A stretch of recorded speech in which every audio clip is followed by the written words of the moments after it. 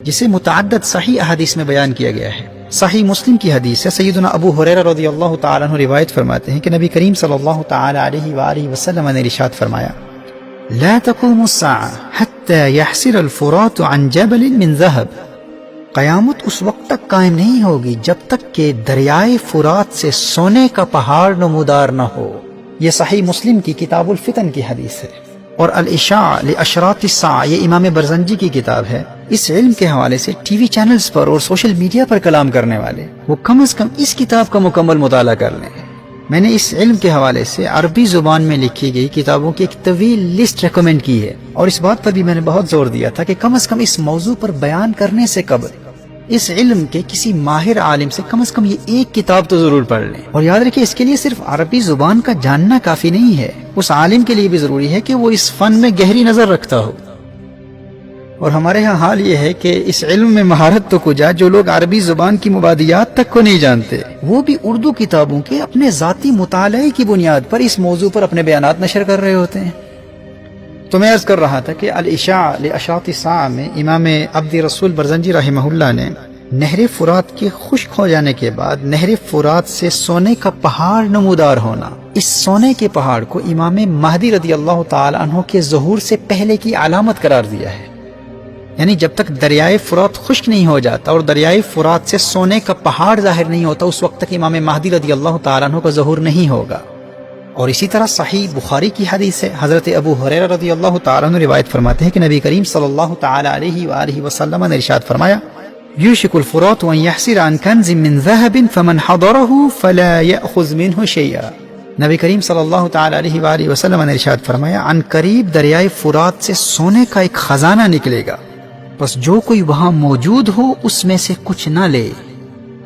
یہ صحیح بخاری کی حدیث ہے، کتاب الفتن باب خروج النار، اور سنن نبی داؤد میں بھی اور مسند احمد میں بھی ہے۔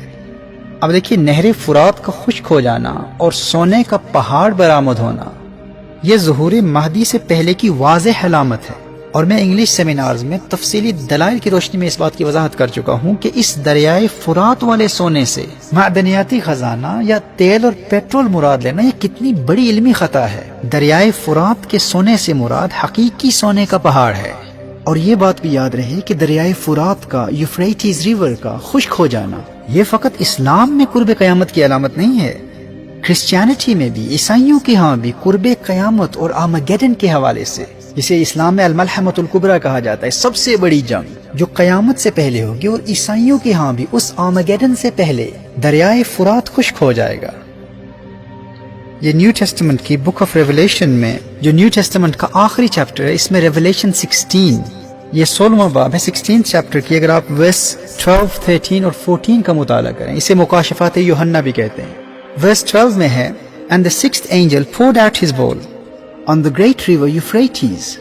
and its water was dried up to prepare the way for the king of the east. And I saw 3 unclean spirits that looked like the frogs coming out of the mouth of the dragon, the beast and the false prophet. These are demonic spirits that perform signs to go out to all the kings of the earth, to assemble them for the battle on the great day of God the Almighty. تو دریائے فرات کا خشک ہو جانا اور پھر اس کے بعد آرمیگیڈن کا واقع ہونا یہ عیسائیوں کے ہاں بھی قرب قیامت کی علامت ہے، اور کرسچنز میں جو بیپٹسٹ کرسچنز ہیں وہ بائبل کی اس بک آف ریولیشن کو بہت اہمیت دیتے ہیں۔ اور اسی طرح اسلام میں بھی دریائے فرات کا خشک ہو جانا اور دریائے فرات سے سونے کا پہاڑ برآمد ہونا یہ علامات قیامت میں سے ہے، اور امام مہدی کے ظہور کی سب سے پہلی واضح علامت یہی ہے کہ دریائے فرات خشک ہو جائے گا اور اس سے ایک پہاڑ ظاہر ہوگا جو سونے کا پہاڑ ہوگا۔ اب اس میں تو کوئی شک نہیں ہے کہ دریائے فرات اس وقت بہت تیزی سے خشک ہو رہا ہے، اسے تو آپ خود گلوبل واٹر فورمز کی رپورٹ کے حوالے سے دیکھ سکتے ہیں، آپ کو اندازہ ہوگا کہ کس تیزی سے دریائے فرات خشک ہو رہا ہے۔ اور نبی کریم صلی اللہ علیہ وآلہ وسلم کی حدیث کی روشنی میں دریائے فرات سے سونے کا پہاڑ کسی وقت بھی نمودار ہو سکتا ہے۔ ماضی میں جو لوگ دعویٰ کرتے تھے کہ اس خطے میں سونے کے پہاڑ کہاں سے مل سکتے ہیں، یہ کیسے ممکن ہے، اور حدیث کے الفاظ کی باطل تعویل پیش کرتے ہوئے کہتے تھے کہ اس سے مراد تو کوئی معدنیاتی خزانہ یا عراق کا تیل ہے، پیٹرول اس سے مراد ہے۔ دیکھیے، دریائے فرات کے 3 سیکشنز ہیں، اس کا جو اپ سٹریم ہے وہ ترکی سے گزرتا ہے، مڈل سٹریم سیریا میں، اور ڈاؤن سٹریم عراق میں سے گزرتا ہے۔ دریائے فرات کا 28% حصہ ترکی میں ہے، ابھی جب ریسنٹلی حال ہی میں ترکی میں سونا برآمد ہوا تو بہت بڑے بڑے دعوے کرنے والے، حالانکہ وہ دوسری جانب تھا، لیکن لوگوں کے انداز بدل گئے، بڑی رونق سے احادیث پر تنقید کرنے والوں کے تیور بدل گئے، حالانکہ ہم ہرگز یہ دعویٰ نہیں کرتے کہ ترکی کا وہ سونا وہی دریائے فرات کا سونا ہے جس کا ذکر قرب قیامت کے حوالے سے حدیث مصطفیٰ صلی اللہ علیہ وآلہ وسلم میں آیا ہے، یعنی وہ سونا جو ظہور امام مہدی کی ایک واضح علامت ہے۔ لیکن وہ لوگ جو احادیث مصطفیٰ صلی اللہ علیہ وآلہ وسلم کو اپنے عقل کے معیار پر ٹٹولنے اور عقل کے ترازو پر تولنے کی کوشش کرتے ہیں اور ایک مدت سے یہ دعویٰ کرتے رہے کہ یہاں ان علاقوں میں، اس خطے میں سونے کا پہاڑ مل ہی نہیں سکتا، اس حدیث سے مراد تیل کے ذخائر ہیں، اس حدیث سے مراد سیاہ تیل ہے، حالانکہ دریائے فرات کے اندر آئل فیلڈز کا وجود ہی نہیں ہے۔ جہاں حدیث کا حقیقی معنی مراد لینا ممکن ہو، وہاں آپ مجازی معنی مراد لے رہے ہیں اور اپنے فہم سے جس چیز کو ثابت کر رہے ہیں اس چیز کا وجود ہی نہیں ہے، لیکن اس کو ثابت کرنے کی کوشش کر رہے ہیں۔ لیکن جس سونے کے پہاڑ کو نبی کریم صلی اللہ علیہ وآلہ وسلم نے بیان کیا، اس کا آپ انکار کر رہے ہیں، اور ایک عرصے تک حدیث مصطفیٰ صلی اللہ علیہ وآلہ وسلم کے حقیقی معنی کا فقط اس لیے انکار کرتے رہے کیونکہ آپ کے نزدیک وہاں سونا مل ہی نہیں سکتا۔ اور یاد رکھیے گا کہ جس زمانے میں بھی یہ سونے کا پہاڑ دریائے فرات سے برآمد ہوگا، اس کے فوراً بعد امام مہدی کا ظہور نہیں ہو جائے گا۔ میں آگے چل کر حدیث کی روشنی میں وضاحت کروں گا کہ دریائے فرات سے سونے کا پہاڑ جب ظاہر ہوگا تو اس کے بعد ایک خانہ جنگی کی کیفیت پیدا ہو جائے گی، سول وار شروع ہو جائے گا، اور اس خطے میں آنے والے بحرانوں کی اصل وجہ یہی سونا ہوگا۔ لوگ اس سونے کو حاصل کرنے کے لیے آپس میں لڑیں گے، بہت بڑی تباہ کن جنگ ہوگی، ایک خلیفہ کی، ایک بادشاہ کی موت ہوگی۔ اسی خزانے کے حصول کی خاطر آپس میں جنگ کرتے ہوئے 3 شہزادوں کی موت واقع ہو جائے گی۔ اور یاد رکھیے کہ امام مہدی رضی اللہ تعالیٰ عنہ اس جنگ میں خود شامل نہیں ہوں گے۔ دریائے فرات کے سونے کی بنیاد پر کی گئی جنگ میں امام مہدی رضی اللہ تعالیٰ عنہ شریک نہیں ہوں گے، ابھی ان کے ظہور کا اعلان نہیں ہوا ہوگا، ابھی ان کی بیعت کا سلسلہ شروع نہیں ہوا ہوگا۔ اور پھر وہ وقت آئے گا جب رمضان المبارک کی پہلی رات چاند گرہن اور پھر دوپہر کو سورج گرہن ہوگا، اور ماہ رمضان میں چاند گرہن بھی 2 مرتبہ ہوگا، اور جب سے زمین و آسمان کی تخلیق ہوئی اس سے پہلے ایسا کبھی نہیں ہوا۔ اور پھر اسی دوران النفس الزکیہ جیسے پارسا انتہائی نیک شخص کو شہید کر دیا جائے گا۔ اور یاد رکھیے یہ وہ النفس الزکیہ نہیں ہے جنہیں عباسی خلیفہ المنصور کے دور میں شہید کیا گیا تھا، کیونکہ مصنف ابن ابی شیبہ کی روایت کے مطابق النفس الزکیہ کی شہادت کے بعد لوگ امام مہدی رضی اللہ تعالیٰ عنہ کی بارگاہ میں حاضر ہوں گے۔ یہ نفس زکیہ امام مہدی رضی اللہ تعالیٰ عنہ کے زمانے میں ہوں گے، اور اس زمانے میں ہونے والی جنگوں کے نتیجے میں اس خطے کا، ان علاقوں کا، مشرق وسطیٰ کا تو نقشہ ہی بدل جائے گا۔ اور پھر سفیانی ایک انتہائی جابر اور ظالم شخص جو شام کا حکمران ہوگا، اور ایسا فاسق و فاجر شخص ہوگا کہ علی الاعلان اوپنلی شراب پیے گا اور جامع مسجد دمشق کے اندر اوپنلی زنا کرے گا۔ اور اس سفیانی کو جب امام مہدی رضی اللہ تعالیٰ عنہ کی آمد کا علم ہوگا تو یہ امام مہدی رضی اللہ تعالیٰ عنہ پر حملے کے لیے اپنی فوج روانہ کرے گا۔ اور ہمارے محترم نے جو سفیانی کے حوالے سے ایک عجیب بات کر دی کہ سفیانی کے متعلق جو احادیث آئی ہیں وہ ہماری سمجھ میں نہیں آتی کہ وہ یزید کی اولاد میں سے کیسے ہوگا، تو اس بات کی بھی وضاحت کر دوں کہ یہ جو سفیانی ہے یہ اس یزید کی اولاد میں سے نہیں ہے جس کا ذکر آپ کر رہے ہیں، حضرت امیر معاویہ کے بیٹے یزید کی اولاد سے نہیں ہوگا۔ یہ سفیانی خالد بن یزید بن ابی سفیان کی اولاد میں سے ہوگا، یعنی حضرت ابو سفیان کے بیٹے یزید کے بیٹے خالد کی اولاد میں سے ہوگا۔ یہ وہی خالد ہیں جو بہت بڑے مسلم سائنسدان ہو گزرے ہیں، اور یہ حضرت ابو سفیان کے پوتے ہیں۔ یہ سفیانی حضرت امیر معاویہ رضی اللہ تعالیٰ عنہ کے بیٹے یزید کی اولاد میں سے نہیں ہے، یہ حضرت امیر معاویہ کے بھائی یزید کی اولاد میں سے ہے۔ یہ سفیانی اس کا لقب ہے، اور اس زمانے میں سفیانی کی تباہ کاریاں اور فسادات اپنے عروج پر پہنچ چکی ہوں گی۔ اور اسی زمانے میں ملک شام کی ایک بستی حرستہ نامی بستی زمین میں دھنس جائے گی۔ اور یہ تمام واقعات امام مہدی رضی اللہ تعالیٰ عنہ کے ظہور سے پہلے کے ہیں، یہ تمام علامات ہیں ظہور مہدی رضی اللہ تعالیٰ عنہ کی۔ اگر امام مہدی رضی اللہ تعالیٰ عنہ نے اسی سال 2021 کے مئی کے مہینے میں آنا ہے تو یہ سارے واقعات ہمیں مد نظر رکھنے ہوں گے۔ کیا یہ تمام قبل ظہور مہدی کی علامات ظاہر ہو چکی ہیں؟ اور کیا ان آنے والے 2 مہینوں میں ان تمام علامات کا ظاہر ہونا ممکن ہے؟ اور یاد رکھیے گا کہ ظہور امام مہدی رضی اللہ تعالیٰ عنہ سے پہلے یہ فتنے اس قدر شدت پکڑ جائیں گے کہ نعیم بن حماد نے حضرت سعید بن مسیب رضی اللہ تعالیٰ عنہ کا فرمان نقل کیا ہے کہ شام میں اتنے فتنے برپا ہوں گے کہ ایک مقام پر جو ہی فتنہ ختم ہوگا دوسرے مقام پر شروع ہو جائے گا. فرمایا اسی دوران فلا تتناهى حتى ينادي مناد من السماء ان اميركم فلان، اس وقت تک یہ فتنے رکیں گے نہیں جب تک آسمان سے ایک منادی کی ندا نہ آ جائے کہ تمہارا امیر فلاں ہے. یعنی امام مہدی رضی اللہ تعالیٰ عنہ کی آمد ہو چکی ہے، ان کا ظہور ہو چکا ہے.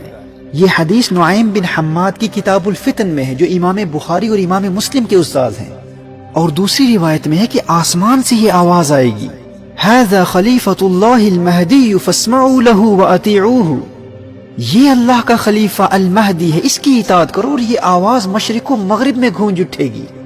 اور اس آواز کی گونج ایسی ہوگی کہ سونے والے بیدار ہو جائیں گے. اس آواز کو سن کر سونے والے اٹھ کھڑے ہوں گے. اور امام مہدی مدینہ منورہ میں ہوں گے اور مدینہ منورہ سے مکہ مکرمہ پہنچ کر اقتدار سنبھالیں گے. اور پھر کچھ وقت گزرنے کے بعد امام مہدی رضی اللہ تعالیٰ عنہ پر حملے کے لیے سفیانی اپنی فوج بھیجے گا، اور سفیانی کی یہ فوج بیدا کے مقام پر زمین میں دھس جائے گی. اب چونکہ سفیانی کی اس فوج کا زمین میں دھس جانا امام مہدی کے ظہور کی علامات میں سے ایک واضح علامت ہے. اہل علم نے احادیث کی روشنی میں اس علامت کو ظہور مہدی کی ایک بڑی اور واضح علامات میں شمار کیا ہے. جب سفیانی کی فوج زمین میں دھس جائے گی، اس علامت کے ظاہر ہونے کے نتیجے میں دنیا بھر کے اہل اللہ، اولیاء اللہ، ابدال الشام، شام کے بڑے بڑے ابدال اور اصائب عراق مکہ مکرمہ میں کعبۃ اللہ کے سامنے مقام ابراہیم اور رکن حجر اسود کے درمیان امام مہدی رضی اللہ تعالیٰ عنہ کے ہاتھ پر بیعت کریں گے.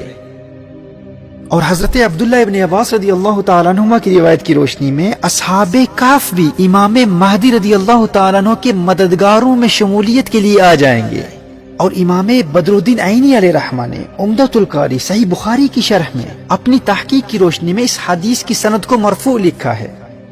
اور آگے چل کر دجالی فتنوں کے مقابلوں کی تیاری کے حوالے سے میں کلام کروں گا کہ کس طرح ہم اپنے آپ کو تیار کر سکتے ہیں. اگر ہم اس وقت زندہ ہوئے یا ہماری اولادیں اس وقت موجود ہوں تو دجالی فتنوں سے بچنے کے حوالے سے ہماری حفاظت کے لیے روحانی اور مسنون طریقے کیا ہیں. اس ضمن میں سورۃ الکہف کی اہمیت اور سورۃ الکہف اور اصحاب کہف کا جو آپس میں باہمی ربط ہے اس پر انشاءاللہ آگے چل کر تفصیل سے کلام کروں گا.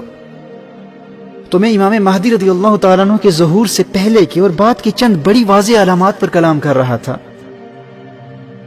اسی طرح منصور جو کہ اہل بیت میں سے ہوں گے اور ان کا لقب الحارث ہوگا، اور اہل علم کے نزدیک یہ منصور امام مہدی رضی اللہ تعالیٰ عنہ کے بھائی یا چچا زاد ہوں گے، اور ان کی دائیں ہتھیلی پر ایک سیاہ تل ہوگا، اور وہ اس وقت مشرق کے آخری کونے میں ہوں گے اور اہل خراسان کے ساتھ مل کر امام مہدی کے حق میں سفیانی سے براہ راست مقابلہ کریں گے. اب اس چچا زاد بھائی کے حوالے سے روایات میں بہت اختلاف ہے، آگے چل کر میں اس کی وضاحت کروں گا. اچھا دیکھیے، سفیانی کی فوج جب اللہ کے عذاب کا شکار ہو کر زمین میں دھس جائے گی، اس کے بعد کے زمانے میں جب اہل اللہ امام مہدی کے ہاتھ پر بیعت کر چکے ہوں گے اور عام مسلمان بھی امام مہدی رضی اللہ تعالیٰ عنہ کے ہاتھ پر بیعت ہو چکے ہوں گے، پھر وہ وقت آئے گا جب امام مہدی رضی اللہ تعالیٰ عنہ سفیانی سے جنگ کے لیے روانہ ہو کر حد شام تک سفر کریں گے، اور سفیانی کو گرفتار کر کے امام مہدی رضی اللہ تعالیٰ عنہ کی بارگاہ میں لایا جائے گا، اور امام مہدی رضی اللہ تعالیٰ عنہ سفیانی کو قتل کریں گے. اور یہاں امام مہدی رضی اللہ تعالیٰ عنہ کے ذریعے سفیانی کی تباہ کاریوں، فسادات اور ظلم و ستم کا سلسلہ ختم ہو جائے گا. اور پھر دنیا یہ نظارہ بھی دیکھے گی کہ زمین اپنے جگر کے ٹکڑے سونے کے ستونوں کی طرح ظاہر کرے گی. کعبۃ اللہ میں جو خزانہ مدفون ہے، امام مہدی رضی اللہ تعالیٰ عنہ اسے نکال کر فی سبیل اللہ تقسیم کریں گے. امام مہدی کثرت سے لوگوں میں سونا اور چاندی تقسیم کریں گے، اور لوگ اس قدر دولت مند ہو جائیں گے کہ کسی کو کسی چیز کی حاجت نہیں ہوگی. عوام میں استغنا اور بے نیازی اور زمین کی برکات کا عالم یہ ہوگا کہ خشک لکڑی خشک زمین میں بوئی جائے گی تو وہ سبز ٹہنی بن کر پتوں سمیت نمودار ہوگی. اور مال و دولت کی کثرت و فراوانی اور مسلم دنیا کی اکانومی کی عروج کا عالم یہ ہوگا کہ زندہ لوگوں کی یہ تمنا ہوگی کہ کاش وہ لوگ جو تنگی کے زمانے میں دنیا سے چل بسے آج وہ زندہ ہوتے اور اس منظر کو دیکھ لیتے. اللہ اکبر.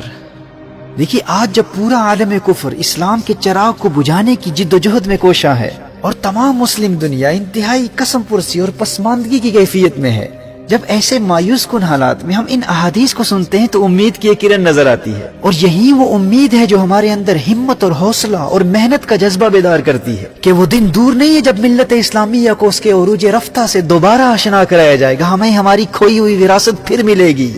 جامع ترمذی کی حدیث ہے، فرمایا لا تذهب الدنيا حتى يملك العرب رجل من اہل بیتی۔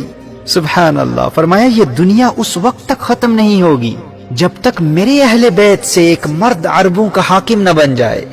اور سنن نبی داؤد کی حدیث ہے، فرمایا اللہ جل وعلا مجھ سے یا میرے اہل بیت سے ایک مرد کو بھیجے گا، یملأ الارض قسطا وعدلا كما ملئت ظلما وجورا، جو زمین کو عدل و انصاف سے ایسے بھر دے گا جیسے یہ زمین ظلم اور جور سے بھری ہوئی ہے۔ اور سنن نبی داؤد ہی کی ایک اور حدیث ہے، فرمایا المہدی من عترتی من ولد فاطمہ، وہ کون ہوگا جو دنیا کا نقشہ بدل دے گا؟ فرمایا یہ مہدی میری عطرت سے، میری فاطمہ کی اولاد سے ہوگا۔ سبحان اللہ، یاد رکھنا وہ مرد مجاہد جو آج کے اس مفلسی، غربت، قسم پرسی، پسماندگی اور ظلم و ستم کے زمانے کو عدل و انصاف، امن و آشتی، محبت و رواداری، دولت اور خوشحالی کے زمانے میں بدل دے گا، وہ کون ہوگا؟ وہ فاطمہ تو زہرا کی اولاد میں سے ہوگا، اس کی رگوں میں میرے آقا کا خون دوڑ رہا ہوگا۔ اور امام برزنجی نے الاشاع لاشراط الساعہ میں لکھا ہے کہ یہ وہ دور ہوگا جب آل محمد سے بغض رکھنے والے دنیا سے مٹ جائیں گے، تمام مخلوق اس زمانے میں آل محمد سے محبت کرنے والی ہوگی۔ اب دیکھیے، ابھی جو میں نے اپنی اس تمہیدی گفتگو میں امام مہدی رضی اللہ تعالیٰ عنہ کے ظہور سے پہلے کی جتنی علامات بیان کی ہیں، کیا یہ تمام واقع ہو چکی ہیں؟ تو اس بات کو ہم کس تناظر میں دیکھیں گے کہ امام مہدی رضی اللہ تعالیٰ عنہ 2021 کے مئی کے مہینے میں آئیں گے، ابھی ہم فروری کے مہینے میں، اور درمیان میں مارچ، اپریل اور پھر مئی کا مہینہ آ جائے گا، درمیان میں صرف 2 مہینے باقی ہیں۔ تو کیا ان 2 مہینوں میں یہ سب کچھ ہو جانا ممکن ہے؟ امام مہدی کے ظہور سے پہلے کی جو علامات میں نے بیان کی ہیں انہیں آپ ریوائنڈ کر کے بار بار سنیں، کم از کم آج کے ان فتنوں کے زمانے میں ہر مسلمان کے لیے ان علامات کا جاننا ضروری ہے، اور اپنے بچوں کو بھی امام مہدی کے ظہور سے پہلے کی علامتیں اور بعد کی علامتیں بھی بار بار سنائیں اور یاد کرائیں۔ This is necessary knowledge for every Muslim. It's the responsibility of the parents to teach their children the signs of Qiyamah in order to protect them from the tribulations of Dajjal, the signs of the Day of Judgment, the signs of Imam Mahdi radiyallahu ta'ala anhu, the appearance of Dajjal, the descent of Sayyidina Isa ala nabiyyina wa alayhi salatu wassalam, and the sequence of the manifestation of these events. تو میں یہ عرض کر رہا تھا کہ کیا ان 2 مہینوں میں ان تمام علامات و حوادث کا وقوع پذیر ہو جانا پاسبل ہے؟ اچھا، اگر ہم برسبیل تنزل یہ تسلیم بھی کر لیتے ہیں کہ ان 2 مہینوں میں یہ دریائے فرات کا خشک ہو جانا اور سونے کا پہاڑ نمودار ہونا اور یہ تمام واقعات و حوادث اور یہ ساری جنگیں ہو جائیں گی اور ان تمام ممالک کا جغرافیائی اور سیاسی نقشہ ہی بدل جائے گا، اور اسی سال میں ان 2 مہینوں کے بعد مئی کے مہینے میں امام مہدی رضی اللہ تعالی عنہ کا ظہور متوقع ہے، اگر ہم فار آرگیومنٹ سے اسے ایکسپٹ بھی کر لیتے ہیں، اسے قبول بھی کر لیتے ہیں، تو میں یہ پوچھنا چاہتا ہوں کہ پھر ہم یہ کیسے مان لیں کہ 2023 میں 2023 میں حضرت عیسیٰ علیہ السلام کا نزول ہوگا؟ یہ جو کہا گیا ہے کہ 2021 میں حضرت امام مہدی رضی اللہ تعالی عنہ کے ظہور کی توقع ہے، اور 2023 میں حضرت عیسیٰ علیہ السلام کے نزول کو ایکسپیکٹ کیا جا رہا ہے، اور اس کے لیے احادیث بھی پیش کی جا رہی ہیں، اور پھر احادیث کے ساتھ کچھ روحانی علوم، کچھ علم العادات اور مخفی علوم کا سہارا بھی لیا جا رہا ہے۔ ہم دیگر روحانی اور مخفی علوم کے قائل ہیں، ہم ان کا انکار نہیں کرتے، لیکن جب ان علوم سے اخذ کیے گئے نتائج صریح احادیث سے ٹکراتے ہیں تو ان کو ایکسپٹ نہیں کیا جا سکتا۔ دیکھیے، میں انشاءاللہ صحیح احادیث کی روشنی میں وضاحت کروں گا کہ امام مہدی رضی اللہ تعالیٰ عنہ کے ظہور کے بعد ان کا دور حکومت کم از کم 7 یا 9 سال تک ہوگا۔ اب اسی عرصے میں خراسان سے کالے جھنڈے والوں کی فوج امام مہدی کی مدد کے لیے آئے گی، اور پھر غزوہ ہند بھی اسی زمانے میں ہوگا، اور امام مہدی کے دور میں غزوہ ہند کا انکار کرنے والوں کا بھی مدلل علمی جواب میں پہلے دے چکا ہوں۔ غزوہ ہند بھی اسی امام مہدی کے دور میں ہوگا، پھر اسی زمانے میں بیت المقدس بھی فتح ہوگا۔ یہ امام مہدی کی فتوحات کا دور ہوگا، امام مہدی بڑی بڑی حکومتوں کا تختہ الٹ دیں گے، اور اسی میں مدینہ منورہ کی ویرانی اور بیت المقدس کے آباد ہونے کا زمانہ بھی ہے، اور پھر دنیا بھر کے یہود اصبہان کے علاقے یا اصفہان کے علاقے یہودیہ میں آباد ہو جائیں گے، جو کہ آج کے ایران میں ہے۔ بیت المقدس فتح ہو چکا ہوگا اور امام مہدی رضی اللہ تعالیٰ عنہ کا غلبہ دیکھ کر دنیا بھر کے یہودی اپنے مسیحا جسے ہم دجال کہتے ہیں اس کے انتظار میں ایران کے علاقے اصبہان میں یہودیہ کے مقام پر جمع ہو جائیں گے. اور یہ علاقہ آج بھی موجود ہے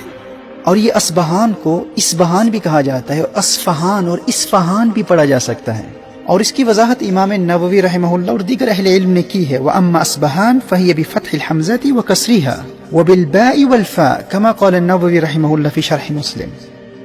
اور آج عام طور پر اصفہان یا اصفہان ہی مشہور ہے. اور یہ یہودیہ کا علاقہ آج کے ماڈرن ڈے ایران کے اصفہان میں آج بھی پایا جاتا ہے اور وہاں پر آج بھی یہود آباد ہیں. اور یہی وہ یہودیہ کا ایریا ہے جہاں دنیا بھر سے یہود ہجرت کر کے جمع ہو جائیں گے. دیکھیے اس زمانے میں تمام یہودی متحد ہو چکے ہوں گے اور اسرائیل کی ریاست کے حوالے سے دور حاضر کی یہودیوں میں جو اختلافات پائے جاتے ہیں یہ اختلافات ختم ہو جائیں گے. آج کے زائنسٹ یہود اور آرتھوڈکس یہود آپس میں متحد ہو جائیں گے کیونکہ زائنسٹ یہودی صہیونی یہودی اس وقت ہیکل سلیمانی کی تیسری تعمیر کے لیے جدوجہد کر رہے ہیں. ان کا نظریہ یہ ہے کہ جب ہم اسٹیٹ آف اسرائیل کو مکمل طور پر قائم کر لیں گے تو پھر ہمارا مسیحا آئے گا. جبکہ آرتھوڈکس جوز آرتھوڈکس یہود ان کا یہ دعویٰ ہے کہ جب ہمارا مسیحا آ جائے گا تو وہ خود آ کر ہمیں ہمارا حق دلوائے گا اور ہمیں اس ریاست میں آباد کرے گا. تو یاد رکھیے خروج دجال کے زمانے میں یہ سارے متحد ہو جائیں گے کیونکہ پھر آرتھوڈکس یہود بھی کہیں گے کہ ہمارا مسیحا تو آ چکا ہے کیونکہ بیت المقدس فتح ہو چکا ہے. امام مہدی رضی اللہ تعالیٰ عنہ نے اقتدار سنبھال لیا ہے. اب وہ اپنے نظریات کے مطابق اپنے مسیحا کے ساتھ مل کر سارے متحد ہو کر یروشلم کے حصول کی جدوجہد کریں گے. اور اس زمانے میں یہ تمام روایت پسند یہودی اور تمام صہیونی تمام زائنسٹ اور آرتھوڈکس یہود اور ان کی تمام برانچز حریدی مسورتی ہیلونی ڈاتی جنہیں انگلش میں الٹرا آرتھوڈکس اور کسی کو ریلیجیس اور کسی کو ٹریڈیشنل جوز اور کسی کو سیکولر جوز کہا جاتا ہے اور اسی طرح کنزرویٹو اور ریفارم یہود اور ان کی جتنی بھی سب ڈویژن جتنی بھی مختلف اقسام پائی جاتی ہیں چھوٹی برانچز پائی جاتی ہیں ان میں جتنے بھی لوگ اس دور میں یہودی مشن کے ساتھ مخلص ہو جائیں گے یہ تمام اصبہان میں یہودیہ کے علاقے میں اپنے مسیح کے پرچم تلے اور ہماری اسلامی روایت کی روشنی میں دجال کے پرچم تلے اپنے تمام اختلافات کو مٹا کر متحد ہو جائیں گے. اور پھر جب دجال کے فتنوں کا زمانہ آئے گا تو دجال وہاں سے 70,000 یہودیوں کو لے کر خروج کرے گا اور پوری دنیا میں اپنے فتنے پھیلائے گا. اور یہاں اس بات کی بھی تنقیح کر دوں کہ دریائے فرات کے سونے کے لیے جو جنگ ہوگی اس میں امام مہدی رضی اللہ تعالیٰ عنہ شامل نہیں ہوں گے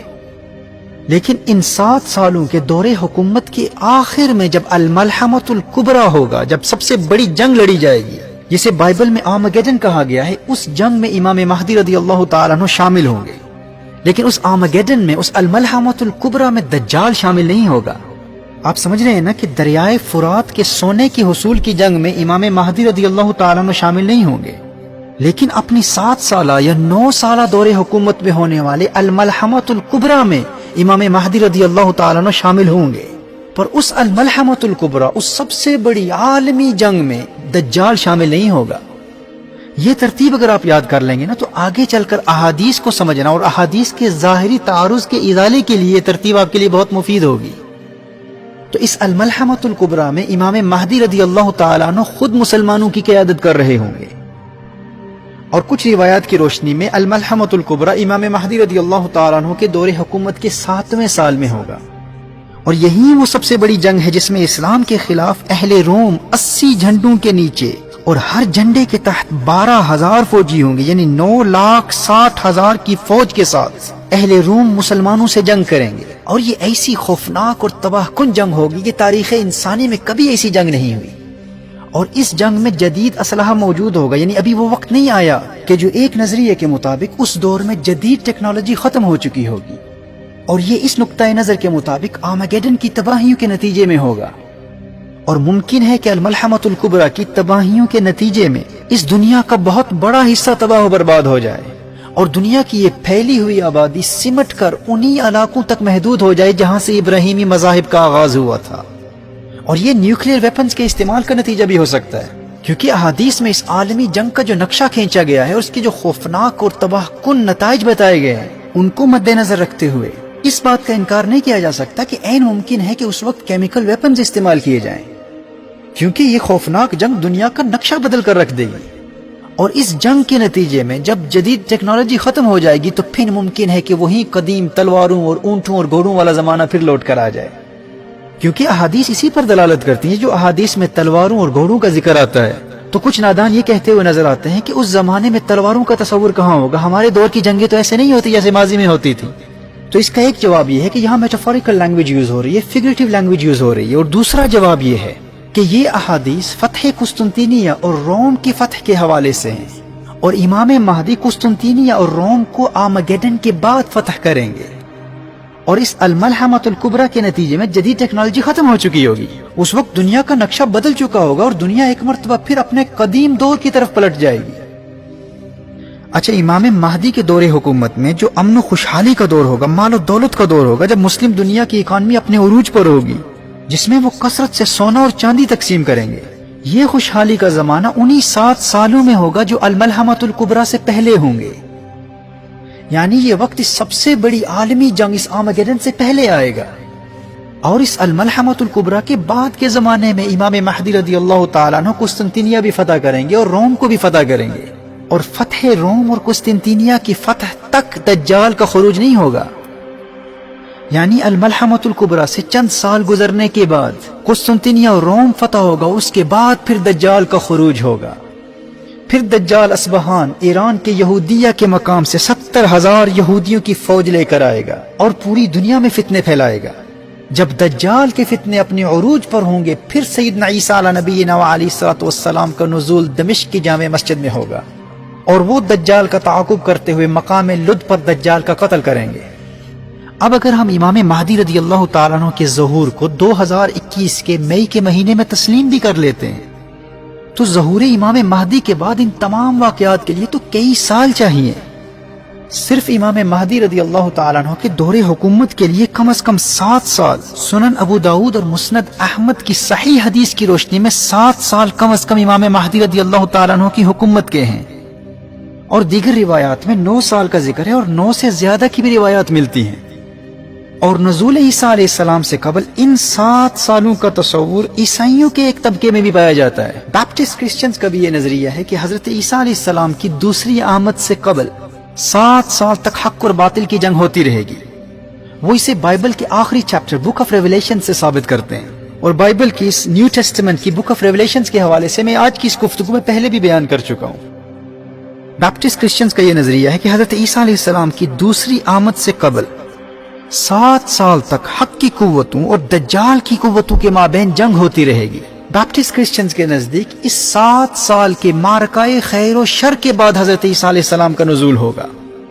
اور پھر وہ آ کر اینٹی کرائسٹ کو، دجال کو قتل کریں گے۔ اور ہم مسلمانوں کے نزدیک صحیح احادیث کی روشنی میں یہ 7 سال کا دور امام مہدی کی حکومت کا دور ہوگا۔ اور جیسے میں نے کہا کہ 9 سال کا ذکر بھی ہے، اور کچھ روایات میں 9 سال سے بھی زیادہ مدت کا ذکر ہے۔ لیکن اگر یہ تسلیم کر لیا جائے کہ 2021 میں امام مہدی رضی اللہ تعالیٰ عنہ آئیں گے، اور ان کے ظہور کی جتنی علامتیں میں بیان کر چکا ہوں، جن کے متعلق میں پہلے بھی کہہ چکا ہوں کہ ان کو بار بار سنیے گا تاکہ آپ کو یہ ذہن نشین ہو جائیں۔ اگر آپ پھر سنیں گے تو آپ کو اندازہ ہوگا کہ ان 2 مہینوں میں ان تمام علامتوں کا ظاہر ہو جانا بہت مشکل ہے، لیکن اگر ہم اس کو تسلیم بھی کر لیں تو پھر بھی حضرت عیسیٰ علیہ السلام کے نزول تک کے زمانے کے لیے کم از کم 10-12 سال تو لگیں گے نا۔ اور یہ بھی کم از کم مدت بیان کر رہا ہوں، کم از کم 7 سال امام مہدی کا دور حکومت، پھر آرمگیڈن کا واقع ہونا، پھر 61 سالی کا زمانہ، پھر 3 سالوں کا گزر جانا، پھر قسطنطینیہ کا فتح ہونا، پھر روم کا فتح ہونا، پھر دجال کا خروج، پھر دجال کے فتنوں کا زمانہ، پھر سیدنا عیسیٰ علیہ نبینا علیہ الصلوۃ والسلام کا نزول ہوگا۔ تو اگر یہ کہا جاتا کہ 2021 میں امام مہدی رضی اللہ تعالیٰ عنہ کے ظہور کی توقع کی جا سکتی ہے، اور 2035 میں حضرت عیسیٰ علیہ نبینا علیہ الصلوۃ والسلام کی آمد کی توقع کی جا سکتی ہے، تو پھر ہم اس دعوے کو کم از کم دلائل کی روشنی میں اس دعوے کا جائزہ لیتے۔ لیکن صحیح احادیث کی روشنی میں 2023 میں تو یہ کسی صورت میں ممکن ہو ہی نہیں سکتا۔ اب ہمارے جو دوست ہمیں سمجھانے کی کوشش کرتے ہیں، اور وہ تمام سننے والے جو آج کی اس گفتگو کو سن رہے ہیں، میں ان سے بھی یہ عرض کرتا ہوں کہ آپ کی آسانی کے لیے میں نے جو احادیث مصطفیٰ صلی اللہ علیہ وآلہ وسلم کی روشنی میں قیامت کی علامات کی ترتیب کا جو نقشہ کھینچا ہے، جسے میں نے ایک ایکرونیم، ایک مخفف کی صورت میں آپ کی بارگاہ میں پیش کیا ہے، پہلے آپ آخر الزمان کی ان 4 پہلی علامتوں کی ترتیب کو تو سمجھ لیں، اسے ذہن نشین کر لیں، پھر آگے چل کر ہم مزید دلائل سے وضاحت کریں گے۔ جیسے میں نے آج کی گفتگو کے آغاز میں آپ کو بتایا کہ لفظ مدعی یاد کر لیں، میم سے مہدی، دال سے دجال، عین سے عیسیٰ، یہ سے یاجوج ماجوج۔ مدعی، سب سے پہلے امام مہدی آئیں گے، پھر دجال آئے گا، پھر حضرت عیسیٰ علی نبینا علیہ الصلوۃ والسلام آئیں گے، پھر آخر میں یاجوج ماجوج کا خروج ہوگا۔ پہلے آپ ان چار کی ترتیب کو یاد کر لیں، اور پھر ہر ایک سے پہلے کی علامات، اور پھر ہر ایک سے پہلے کی اور بعد کی بڑی بڑی علامات ہیں، اور پھر ان چار کے بعد وہ بڑی علامات قیامت ہیں جنہیں میں نے گفتگو کے بالکل آغاز میں بیان کیا تھا، اور آگے چل کر مزید تفصیل سے ان پر بھی کلام ہوگا۔ ابھی تک جو میں نے گفتگو کی ہے، اس میں فقط کسی ایک نظریے یا کسی ایک اسکالر کے موقف کا جواب نہیں دیا، بلکہ مختلف علماء، اسپیکرز یا ٹی وی اینکرز یا سوشل میڈیا کے ذریعے جن جن اسکالرز کے نظریات اس فن کے حوالے سے عام ہیں اور ہمیں ان سے اتفاق نہیں ہے اور ہم ان سے علمی اختلاف رکھتے ہیں، بغیر کسی کا نام لیے ایسے متعدد علماء اور اسپیکرز کی آراء کا جواب اس مختصر گفتگو میں ابھی تک دیا جا چکا ہے، جس کا فائدہ یہ ہوگا کہ جو لوگ اس علم سے بالکل ناآشنا ہیں، ان کی آسانی کے لیے علامات قیامت کے حوالے سے ان تمام واقعات و حوادث کی ایک بہت آسان ترتیب بیان کر دی گئی ہے، جس سے ہر ایک فائدہ اٹھا سکتا ہے، اور دیگر علمی ابحاث جن کے حوالے سے لوگ ایک ذہنی ارتباک اور ایک فکری تشویش کا شکار رہتے ہیں، ان کی غلط فہمیوں کا بھی ازالہ ہو جائے گا۔ اب جب آپ کے ذہن میں علامات قیامت کی ترتیب کا ایک اجمالی خاکہ اور معلومات کا اچھا خاصا ذخیرہ جمع ہو چکا ہے، اب آئیے ہم آگے بڑھتے ہیں اور احادیث مصطفیٰ صلی اللہ علیہ وآلہ وسلم کے حوالے سے صریح دلائل کی روشنی میں اس فن پر کلام کرتے ہیں۔